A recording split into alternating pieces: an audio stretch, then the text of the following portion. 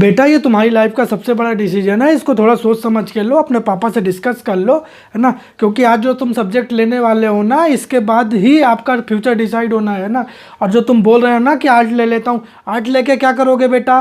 कुछ नहीं कर पाओगे, कोई स्कोप नहीं है आर्ट का। आज के ज़माने में जो गधे बच्चे होते हैं वो आर्ट लेते हैं, जिनके 40 नंबर भी नहीं आते। तुम्हारे तो कम से कम 60 नंबर है ना, तो तुम कर लोगे। लेकिन मम्मा मेरे को तो समझ में ही नहीं आता है, कैसे करूँगा मैं कैसे पास करूँगा?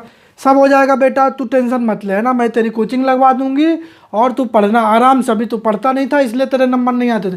तू पढ़ेगा और आराम से पास हो जाएगा अच्छे नंबरों के साथ, है ना। और उसके बाद फिर जो तू करना चाहता है वो कर लेना 12वीं के बाद, है ना। सो अभी तू क्या ले रहा है? मैथ ले रहा है ना। तो दोस्तों ऐसा है कि अगर आप लोग भी इस तरीके की प्रॉब्लम फेस कर रहे हो, आपने जस्ट 10वीं पास किया है, आपका रिजल्ट आने वाला है। वैसे भी इस बार तो गवर्नमेंट ने सभी को जो है जनरल प्रमोशन देने वाली है, बट आप लोगों के मन में एक चल ही रहा होगा और आप लोगों के पेरेंट्स जो हैं आप लोगों को परेशान कर रहे होंगे कि बेटा ये सब्जेक्ट ले ले, बेटा वो सब्जेक्ट ले ले, ये इसका स्कोप नहीं है, उसका स्कोप नहीं है, अपने ताऊ से पूछ ले, भाई के लड़के से पूछ ले। अगर ऐसी प्रॉब्लम्स आप फेस कर रहे हो तो आप बिल्कुल सही वीडियो पे आपने क्लिक किया है। अगले कुछ मिनटों के अंदर आपको मैं बता दूंगा कि आपको कौन सा सब्जेक्ट लेना चाहिए ना। बिल्कुल नहीं, मैं आपको ये नहीं बताने वाला कि आपको कौन सा सब्जेक्ट लेने वाला, बट मैं आपको ये ज़रूर बता दूंगा कि आप अपना सब्जेक्ट कैसे चूज़ करोगे, है ना। क्योंकि देखो, किसी के कहने पे सब्जेक्ट लेना तो सबसे बड़ी बेवकूफ़ी है ना। सो मैं आज आपको कुछ तरीके बताऊंगा जिससे आप उसको फॉलो करके आप अपना सब्जेक्ट चूज़ कर पाओगे, है ना। सो चलिए शुरू करते हैं। तो दोस्तों, अगर आपको भी लगता है कि इंडिया में सिर्फ 4 प्रकार के ही प्रोफेशन होते हैं, इंजीनियर, डॉक्टर, लॉयर, ये बस, इसके अलावा कोई प्रोफेशन नहीं होता, तो आप बिल्कुल रॉन्ग है। क्योंकि दोस्तों आप लोगों को बता दूं कि इंडिया में 200 से ज़्यादा जो है करियर ऑप्शंस अवेलेबल हैं और 5000 से ज़्यादा जॉब अपॉर्चुनिटी अवेलेबल है ना। 5000 तरीके की जॉब अपॉर्चुनिटीज़ आप लोगों के लिए अवेलेबल है। सो आप लोग अगर ये सोचते हैं कि सिर्फ यही बना जा सकता है, इंजीनियर, डॉक्टर, लॉयर, तो ये तो आपकी बिल्कुल गलत धारणा है। आप लोगों को लगता है कि आप गलत डिसीजन ले लेंगे तो बहुत बड़ी मिस्टेक कर देंगे। तो दोस्तों मैं आप लोगों को एक पुराना डेटा शेयर करना चाहूँगा, है ना। आप लोगों को बताना चाहूँगा, इंडिया में 10वीं के बाद जो बच्चे कोई सब्जेक्ट चूज़ करते हैं, ऐसा कोई उसका ये नहीं कि बहुत अच्छे से चूज़ करते ही आ रहे हैं आपके सीनियर लोग, है ना। एक स्टडी के मुताबिक पता चला है कि 69% इंडिया में जो 69% बच्चे होते हैं, वो बच्चे सिर्फ बिना सोचे समझे 10वीं के बाद सब्जेक्ट ले लेते हैं। किसी के पापा ने बोला तो ले लिया, किसी के भाई ने बोला तो ले लिया, किसी के तो भाई दोस्तों ने बोला कि मैं तो ये सब्जेक्ट ले रहा हूँ, तो वो सब्जेक्ट ले लेता है। कोई सोच समझ के सब्जेक्ट नहीं लेता। और ये तो ये है। इसके अलावा दोस्तों आप लोगों को बताना चाहूँगा कि इंडिया में 25% लोग तो ऐसे पाए गए हैं जो 10वीं में सब्जेक्ट लेने के बाद अगर 11वीं में उनको मौका मिले सब्जेक्ट चेंज करने का, तो बिल्कुल चाहते हैं कि वो अपना सब्जेक्ट चेंज कर लें, क्योंकि उन्होंने गलत सब्जेक्ट ले लिया था।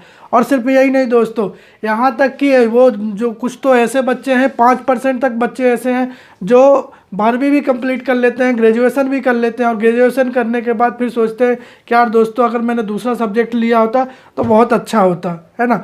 और दोस्तों इस तरीके से आप समझ सकते हो कि कितना मतलब कैजुअली लोग इस तरीके को लेते हैं। सो ये ऐसा कोई हार्ड एंड फास्ट बहुत बड़ा डिसीजन नहीं है आप जो सोच रहे हो कि इससे आपकी ज़िंदगी ख़त्म हो जाएगी अगर गलत डिसीजन ले लिया तो। हाँ, बट इम्पोर्टेंट ज़रूर है। और इम्पोर्टेंट कैसे है वो आपको मैं आप लोगों को बताता हूँ, है ना। सो सबसे पहले चलते हैं कंपटीशन लेवल की तरफ। अगर मैं आप लोगों से बात करूँ कि इंडिया में जो है कंपटीशन लेवल क्या है, तो अभी आप लोग अगर अखबार उठाकर देखेंगे या थोड़ा सा नेट पे सर्च करेंगे तो आप लोगों को पता चलेगा कि हर साल सिर्फ बिहार में 16 लाख बच्चे 10वीं में अपीयर होते हैं। अब सोचिए, इंडिया में टोटल 27 राज्य हैं और 9 केंद्र शासित प्रदेश हैं ना। अब एक राज्य में अगर 16 लाख हैं तो टोटल मिला के कितने बच्चे हो रहे होंगे जो हर साल अपीयर होते हैं? सो दोस्तों करीबन 1 करोड़ के करीबन बच्चे जो होते हैं 10वीं में अपीयर होते हैं, और यही बच्चे आपके साथ बढ़ते जाते हैं। और फिर जब आपको जॉब्स की अपॉर्चुनिटी आती है तो वहाँ पे ये इन बच्चों के साथ आपको कंपटीशन करना है। सो सोचिए कि कितना ज़्यादा क्राउड है। और अगर जॉब्स की बात की जाए तो अभी आप रिसेंटली का देख लीजिए, 3 साल 4 साल में एमपी पुलिस की या फिर कोई भी डिपार्टमेंट की है 3000 4000 भर्तियाँ निकलती हैं। और ये कितना है, जो टोटल बच्चे होते हैं उसका 1% भी नहीं है, 0.001% के करीबन भर्तियाँ निकलती। सो अगर आप ये सोचते हैं कि कंपटीशन नहीं है तो ये बिल्कुल आपकी गलतफहमी है और आप इसको निकाल दीजिए। और आपको लड़ना तो पड़ेगा, बट अगर आपको लड़ना ही है तो सीधी सी बात ये है कि भाई हम ऐसे इक्विपमेंट से, ऐसे हथियारों से क्यों लड़े जिनके बारे में हमें जानकारी नहीं है। सो इसके लिए मैं आप लोगों को एक एग्जांपल लेके दिखाना चाहूँगा। आप लोगों ने महाभारत तो देखी होगी, मैक्सिमम लोगों ने देखी होगी, और अगर नहीं देखी है तो उसके बारे में जानते होंगे। अब आप एक बात बताइए, महाभारत में क्या होता है? अगर आप अर्जुन के बारे में जानते हैं तो अर्जुन पूरे युद्ध में, महाभारत के पूरे युद्ध में अर्जुन क्या लिया हुआ है? धनुष बाण के अलावा उसके पास कोई दूसरा हथियार है क्या? लेकिन उसके गुरु ने तो सब कुछ सिखाया था उसको, बट उसके पास एक ही हथियार है। क्यों? क्योंकि वो उसी से लड़ना चाहता है और वही उसका सबसे अच्छा है और उससे अच्छा वो लड़ सकता है। सो यही दोस्तों सबके साथ होता है लागू, है ना। अगर आप कोई से ऐसा सब्जेक्ट लेते हैं जिसमें आपको इंटरेस्ट नहीं है ना, जिसमें आपको पढ़ना अच्छा नहीं लगता, तो उसे आप अच्छे से पढ़ नहीं पाएंगे, और अच्छे से पढ़ेंगे नहीं तो उसमें फाइट अच्छे से नहीं कर पाएंगे। मैं ये नहीं कह रहा हूँ कि आप उसमें फेल हो जाएंगे, बट जो प्रोबेबिलिटी है जीतने की वो बिल्कुल लेस हो जाएगी। यही रीज़न है कि कहते हैं कि आप सब्जेक्ट जो है बहुत चूज के चुनिए, है ना। तो दोस्तों आप इसमें टेंशन मत लीजिए, मैं आपको अगले 5 मिनट के अंदर जो है ना 5 टिप्स बताऊंगा, जिससे आप जो है अपने सब्जेक्ट चूज़ करने के बारे में बहुत इजीली कॉन्फिडेंट हो जाएंगे कि यही सब्जेक्ट आपके लिए अच्छा है ना। तो चलिए बिना टाइम वेस्ट करे हुए शुरुआत करते हैं। तो सबसे पहला काम जो आपको करना है वो करना है, एक पेपर और पेन लेना है और उसमें लिखना है आपको कि आपकी स्ट्रेंथ कौन कौन सी है, वीकनेस कौन कौन सी है ना। स्ट्रेंथ वीकनेस आप लिखेंगे, साथ में आपको ये भी लिखना है कि आप इन फ्यूचर में आप किस फील्ड में जाना चाहते हैं। भाई डिफेंस में जाना चाहते हैं, या फिर आप साइंस की फील्ड में जाना चाहते हैं, या मेडिकल में जाना चाहते हैं, या जो है जुडिशियरी की फील्ड में जाना चाहते हैं। आपको सिर्फ ये लिखना है किस फील्ड को चूज़ करना है आपको, है ना। ये नहीं लिखना है कि आपको क्या बनना है। इसके बाद आपको क्या करना है, आपको सेकंड काम ये करना है कि आपको पता करना है अपने इक्विपमेंट के बारे में। इक्विपमेंट मतलब आपके सब्जेक्ट। देखिए अभी तक आपने जो पढ़ा उसमें क्या था, आपसे किसी ने नहीं पूछा कि भाई कौन सा सब्जेक्ट पढ़ोगे, बट आपसे अब पूछा जा रहा है ना। तो आपको इसमें क्या करना है कि आप सबसे पहले जानो कि आपके सब्जेक्ट होते कौन कौन से, है ना। जैसे मुझे पता है कि भाई आप में से 90% लोगों को ये तो पता होगा कि भाई मैथ साइंस होती है, पीसीएम होता है, पीसीबी होता है, कॉमर्स होता है, आर्ट होता है। लेकिन इसमें आप लोगों को ये नहीं पता कि भाई कॉमर्स में कौन कौन से सब्जेक्ट होते हैं और उसमें किस चीज़ की पढ़ाई करनी पड़ती। सो आप लोगों को काम ये करना है कि ये जो सारे सब्जेक्ट होते हैं जो आपके नियरेस्ट अवेलेबल है, मेनली जो होते हैं मैं आप लोगों को बता देता हूँ। हो गया पीसीएम, पीसीबी, है ना, एक बायो वाला, एक मैथ वाला, एक हो गया कॉमर्स, और एक हो गया आपका आर्ट, और एक ह्यूमैनिटी, है ना। सो इन सब्जेक्ट के बारे में आपको पता करना। पता कहाँ से करोगे आप? पता करने के लिए आपको जाना है अपने सीनियर्स के पास। ध्यान रखिएगा आप लोगों को इसमें अपने क्लासमेट से, अपनी गर्लफ्रेंड से, इन लोगों से बिल्कुल नहीं पूछना है।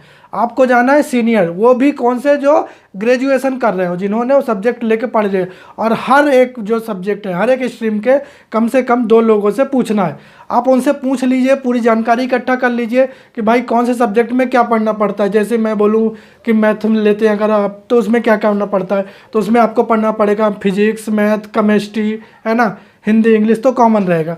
तो इसमें क्या सब्जेक्ट होते हैं और सब्जेक्ट के अंदर क्या होता है, वो कितना टफ होता है और इससे आगे कितनी हेल्प होने वाली, ये चीज़ें आप एक बार पता कर लीजिए। इसके बाद आपको क्या करना है, अब आपको जो है ये भी पता है कि आपकी स्ट्रेंथ क्या है, सब्जेक्ट क्या है, दोनों पता है। अब ये दोनों चीज़ें लेकर के आप एक कोने पे कहीं पे या पार्क में कहीं पे बैठ जाइए और वहाँ पे क्या करना है, आप लोगों को अपने बारे में सोचना है कि इसमें से कौन सा ऐसा सब्जेक्ट है, कौन सी ऐसी स्ट्रीम है जो अगर आप लेके आगे जाएंगे, पढ़ेंगे 11th में, तो क्या होगा, आपका जो गोल है अल्टीमेट, आप जिस फील्ड में जाना चाहते हैं उसमें नहीं जा पाएंगे।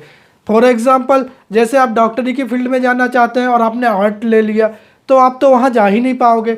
सो यही चीज़ है, ये आपको पता करना है और सबसे पहले उस वाली स्ट्रीम को क्या करना है, हटा देना है। आपको उसको हटा देना कि भाई मुझे ये तो लेना नहीं है। अब जो बचेगी आपके पास मुश्किल से 2 या 3 बचेंगी, मैक्सिमम बचेंगी, है ना।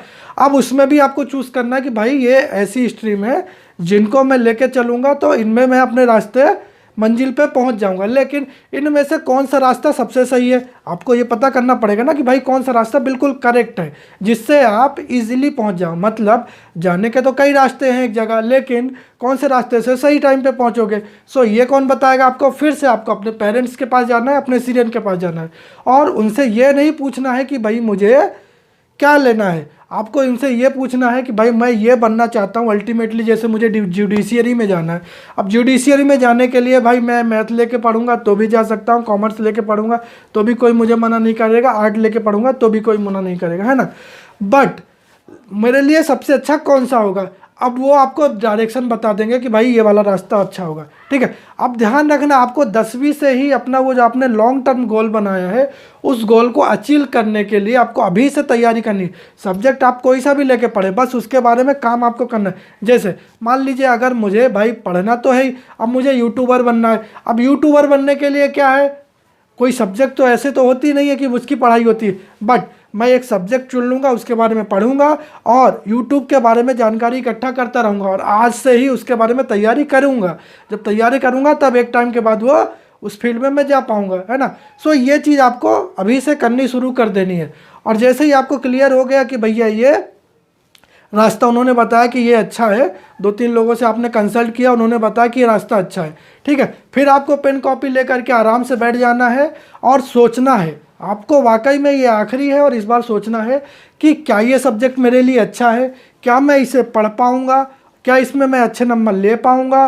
और साथ में ये भी सोचना है कि मेरा फाइनेंशियल बैकग्राउंड क्या है। भाई आप अगर गरीब परिवार से आते हैं, एक किसान के बेटे हैं या बेटी हैं, ठीक है, और आप बनना चाहते हैं भैया नेवी में जाना चाहते हैं, वो भी कमर्शियल में, भाई वहाँ 10-10, 15-15 लाख रुपए लगते हैं, कहाँ से दोगे आप। तो आपको ये भी सोचना है कि आपके फाइनेंशियल बैकग्राउंड के हिसाब से वो लाइन सही है या नहीं है ना। अगर सही है और कॉलेज उसके अवेलेबल हैं, सब्जेक्ट अवेलेबल है, आप बाहर जैसे मुझे मान लो ऐसे इंजीनियरिंग करनी है, अब उसके लिए मुझे बाहर जाना पड़ेगा, लेकिन मैं बाहर जाना अफोर्ड नहीं कर सकता, तो कैसे होगा। तो ये चीज़ें आपको सोचनी है और एक बार मम्मी पापा से फिर से कंसल्ट करना है। आपके बड़े भाई बहन है तो उनसे एक बार कंसल्ट करिए और आप फाइनली डिसीजन ले पाएंगे कि कौन सा सब्जेक्ट, कौन सी स्ट्रीम आपके लिए बेस्ट रहेगी, है ना।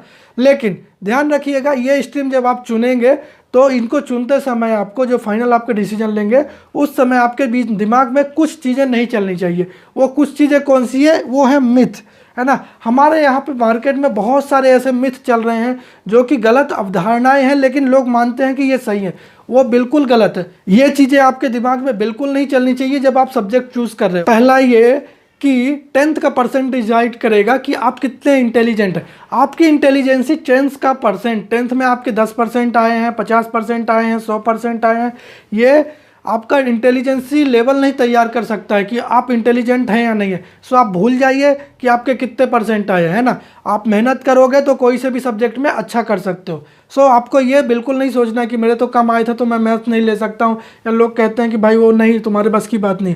दूसरा यही, आपको अगर कोई कहे कि ये तुम्हारे बस की बात नहीं है, जैसे कई लोग अगर 60% या 40% आए हैं तो लोग कह देते हैं भाई मैथ तुम्हारे बस की बात नहीं है, उसमें बहुत सारा पढ़ना पड़ता है, तुम नहीं कर पाओ। तो उनसे एक ही बात कहना, उनसे क्या कहोगे आप, तुम मेरे बारे में ज़्यादा जानते हो क्या, नहीं जानते ना। भाई मेरी स्ट्रेंथ क्या है मैं जानता हूँ ना, मुझे क्या बनना मैं जानता हूँ। तुम कैसे डिसाइड करोगे, मुझे जो लेना है वो मैं ले लूँगा, तुम अपना काम देखो, ठीक है। ये रहा दूसरा।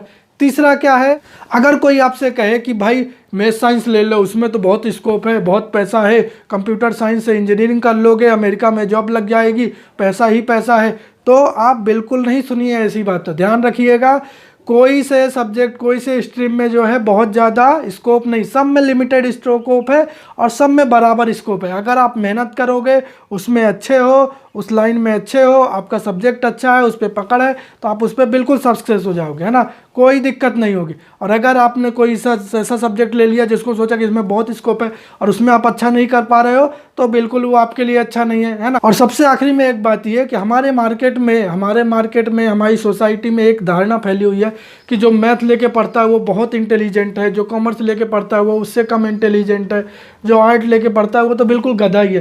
तो ऐसा आपको सोचना नहीं है, बिल्कुल इस चीज़ को अपने दिमाग पे हावी नहीं होने देना है। दोस्तों देखो, अगर आपकी सब्जेक्ट में पकड़ है तो कोई सब्जेक्ट टफ या कोई सब्जेक्ट ऐसा नहीं है कि इंटेलिजेंट लोग ही लेते हैं, है ना। मैं ऐसे बहुत सारे बच्चों को जानता हूँ जिनके 90% आए, उन्होंने आर्ट लेके पढ़ा और अच्छा कर रहे हैं। और मैं ऐसे बहुत सारे बच्चों को जानता हूँ जिनके 60% थे, उनने भी मैथ लेके पढ़ा और बहुत अच्छा किया। सो ये आप लोगों के दिमाग से निकाल दीजिए कि ये सब्जेक्ट जो होता है ये अच्छे लेवल के लोग पढ़ते हैं, जिनका इंटेलिजेंस लेवल अच्छा होता है, और ये गधे लोग पढ़ते हैं। हर कोई हर सब्जेक्ट पढ़ सकता है, बस पढ़ने का इंटरेस्ट होना चाहिए और पढ़ने का जज्बा होना चाहिए। और बस एक बात ध्यान रखनी है आपको कि अगर अभी तक आपने मेहनत नहीं करी है और आपके अच्छे नंबर नहीं आ रहे हैं तो अब आपको मेहनत करनी पड़ेगी, क्योंकि देखिए सफलता का कोई विकल्प नहीं होता। सफलता के लिए एक ही है, हार्ड वर्क करो, अथक प्रयास करते करते ही आप सफल हो पाओगे। अगर आप सोचोगे कि ईजिली सक्सेस हो जाए तो ऐसा पॉसिबल नहीं है ना। सो दोस्तों, उम्मीद है कि आप लोगों को बिल्कुल चीज़ें समझ में आ गई होंगी, क्योंकि मैंने बहुत इजी तरीके से आपको समझाने की कोशिश करी है कि आप सब्जेक्ट को कैसे चूज़ करते हैं, है ना। सो मिलते हैं बहुत ही जल्द नए वीडियो के साथ, और कमेंट में बिल्कुल लिखिएगा कि इस वीडियो ने आपकी हेल्प करी कि नहीं करी। मिलते हैं बहुत जल्द नए वीडियो के साथ, तब तक पढ़ते रहिए।